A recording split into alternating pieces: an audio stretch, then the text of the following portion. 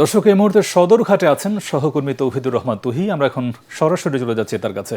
তৌহিদ, সদরঘাটের লঞ্চে যাত্রীদের ভিড় কেমন দেখছেন? চিতোহা, আপনি যেমনটি বলছিলেন যে ঈদ যাত্রা কিন্তু শুরু হয়েছে।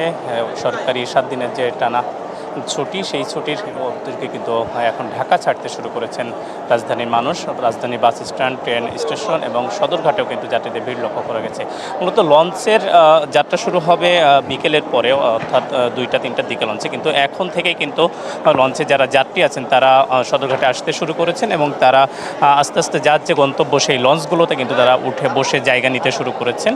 অর্থাৎ সুশৃঙ্খলভাবে তারা এখানে ঢুকে তারা এখন পর্যন্ত জায়গা নিচ্ছেন। লঞ্চগুলো সারি সারি দাঁড়িয়ে রয়েছে। আমরা সেই দৃশ্য দেখানোর চেষ্টা করছি যে যাত্রীরা আসছেন এবং তাদের পরিবার সহ এখানে এসে তাদের লঞ্চগুলোতে উঠে বসছেন এবং এই লঞ্চগুলো আস্তে আস্তে দুপুরের পরে ছেড়ে যাবে এবং তারপরে বিকেলের দিকে, সন্ধ্যার দিকে লঞ্চগুলো ছাড়বে। এর পাশাপাশি যদি আমরা বলি যে আইন শৃঙ্খলা পরিস্থিতি এখানে নিয়ন্ত্রণের জন্য পুলিশের পাশাপাশি বিভিন্ন বাহিনীর সদস্যরা রয়েছেন। তারা এখানে নিরাপদ যাত্রা নিশ্চিত করার জন্য কিন্তু কাজ করে যাচ্ছেন।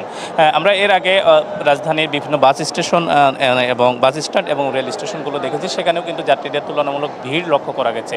সব কিছু মিলিয়ে ঈদ যাত্রা যে শুরু হলো, যে 7 দিনের ছুটি শুরু হলো, রাজধানীবাসী কর্মজীবী মানুষ যারা রয়েছেন তারা কিন্তু গ্রামের যাওয়া শুরু করেছে এবং এখন পর্যন্ত শান্তিপূর্ণভাবে কোনো বিশৃঙ্খলা ছাড়াই কিন্তু তারা বাড়ির দিকে, গ্রামের দিকে রওনা হচ্ছেন। যদিও রাজধানীর সড়কগুলোতে একটু চাপ রয়েছে এবং মহাসড়কগুলোতেও কিছু টাকা যানবাহনের চাপ রয়েছে, তবে এখন পর্যন্ত নিরাপদে এবং সহজেই তাদের যাত্রাগুলো চলছে। এখন এই ছিল আমার কাছে সবশেষ তথ্য।